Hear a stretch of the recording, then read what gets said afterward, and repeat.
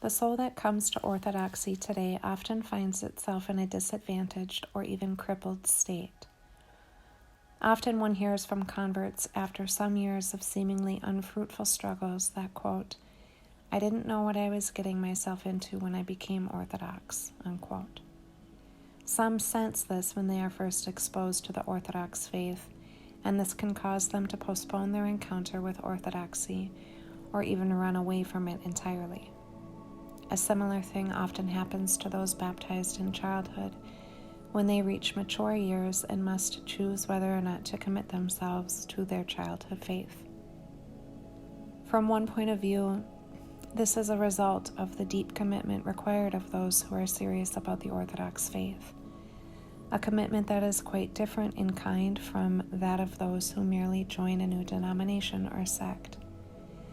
There are many denominations with their various interpretations of Christian life, but only one Church of Christ which lives the true life in Christ and the unchanged teaching and practice of the apostles and fathers of the Church. But from a more practical point of view, the problem lies in the poverty of our modern soul, which has not been prepared or trained to receive the depths of the true Christian experience. There is a cultural as well as psychological aspect to this poverty of ours. The education of youth today, especially in America, is notoriously deficient in developing responsiveness to the best expressions of human art, literature, and music.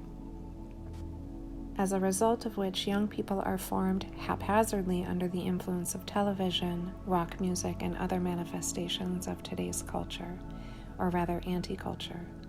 And both as a cause and as a result of this, but most of all because of the absence on the part of parents and teachers of any conscious idea of what Christian life is and how a young person should be brought up in it, the soul of a person who has survived the years of youth is often an emotional wasteland, and at best reveals deficiencies in the basic attitudes towards life that were once considered normal and indispensable. Few are those today who can clearly express their emotions and ideas and face them in a mature way. Many do not even know what is going on inside of themselves. Life is artificially divided into work, and very few can put the best part of themselves, their heart, into it because it is, quote, just for money, unquote. Play, in which many see the real meaning of their life. Religion, usually no more than an hour or two a week, and the like, without an underlying unity that gives meaning to the whole of one's life. Many, finding daily life unsatisfying, try to live in a fantasy world of their own creation, into which they also try to fit religion. And underlying the whole of modern culture is the common denominator of the worship of one's self and one's own comfort, which is deadly to any idea of spiritual life. Such is something of the background of the cultural baggage which a person brings with him today when he becomes Orthodox. Many, of course, survive as Orthodox despite their background. Some come to some spiritual disaster because of it. But a good number remain cripples, or at least spiritually undeveloped, because they are simply unprepared for and unaware of the real demands of spiritual life. As a beginning to the facing of this question, and hopefully helping some of those troubled by it, let us look here briefly at the Orthodox teaching on human nature as set forth by the profound Orthodox writer of the 19th century, a true Holy Father of these latter times, Bishop Theophan the Recluse, reposed in 1892. In his book, What the Spiritual Life Is and How to Attune Oneself to It, he writes, "Human life is complex and many-sided. In it there is a side of the body, another of the soul, and another of the spirit. Each of these has its own faculties and needs, its own methods and their exercise and satisfaction.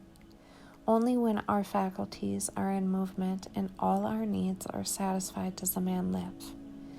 But when only one little part of these faculties is in motion, and only one little part of our needs is satisfied, such a life is no life. A man does not live in a human way unless everything in him is in motion. One must live as God created us, and when one does not live thus, one can boldly say that he is not living at all. That's on page 7. Back to Seraphim Rose, he says, the distinction being made here between soul and spirit does not mean that these are separate entities within human nature. Rather, the spirit is the higher part, the soul the lower part of the single invisible part of man, which as a whole is usually called the soul. To the soul, in this sense, belong those ideas and feelings which are not occupied directly with spiritual life, most of all human art, knowledge, and culture, while to the spirit belong man's strivings towards God through prayer, sacred art, and obedience to God's law. From these words of Bishop Theophan, one can already spot a common fault of today's seekers after spiritual life. Not all sides of their nature are in movement. They are trying to satisfy religious needs, the needs of the spirit, without having come to terms with some of their other, more specifically psychological and emotional needs. Or worse, they use religion illegitimately to satisfy these psychological needs. In such people, religion is an artificial thing that has not yet touched the deepest parts of them. And often, some upsetting event in their life, or just the natural attraction of the world, is enough to destroy their plastic universe and turn them away from religion. Sometimes such people, after a bitter experience in life, return to religion, but too often they are lost, or at best crippled and unfruitful. Bishop Theophan continues in his teaching, quote, "A man has 3 layers of life, that of spirit, of the soul, and of the body. Each of these has its sum of needs, natural and proper to a man. These needs are not all of equal value, but some are higher and others are lower, and the balanced satisfaction of them gives a man peace. Spiritual needs are the highest of all, and when they are satisfied, then there is peace even if the others are not satisfied. But when spiritual needs are not satisfied, then even if the others are satisfied abundantly, there is no peace. Therefore, the satisfaction of them is called the one needful thing.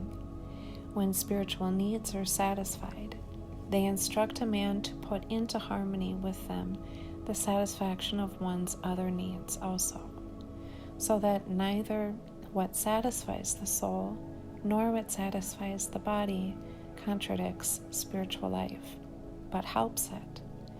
And then there is a full harmony in a man of all the movements and revelations of his life, a harmony of thoughts, feelings, desires, undertakings, relationships, pleasures, and this is paradise."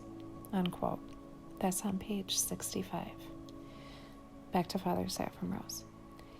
In our own day, the chief ingredient missing from this ideal harmony of human life is something one might call the emotional development of the soul.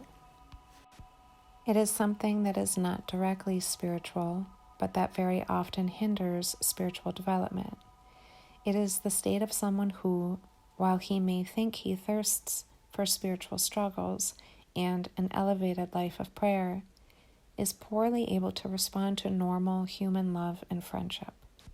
For if a man say, "I love God," and hateth his brother, he is a liar. For he that loveth not his brother whom he hath seen, how can he love God whom he hath not seen? John chapter 4, verse 20. In a few people this defect exists in an extreme form, but as a tendency it is present to some extent in all of us who have been raised in the emotional and spiritual wasteland of our times. This being so, It is often necessary for us to humble our seemingly spiritual impulses and struggles and be tested on our human and emotional readiness for them. Sometimes a spiritual father will deny his child the reading of some spiritual book and give him instead a novel of Dostoevsky or Dickens, or will encourage him to become familiar with certain kinds of classical music, not with any aesthetic purpose in mind, for one can be an expert in such matters and even be emotionally well developed without the least interest in spiritual struggle. And that is also an unbalanced state, but solely to refine and form his soul and make it better disposed to understand genuine spiritual texts. Bishop Theophan, in his advice to a young woman who was preparing in the world for monastic life, allowed her to read, in addition to other non-spiritual books, certain novels which were, quote, recommended by well-meaning people who have read them, unquote. With this in mind, this new column in, quote, Orthodox America will recommend and introduce certain works of literature and art, not excluding the modern art form of the movie, which can be of use in forming souls, especially of young people, in basic human attitudes and emotions which can dispose them to understand and pursue the higher things of the spiritual life.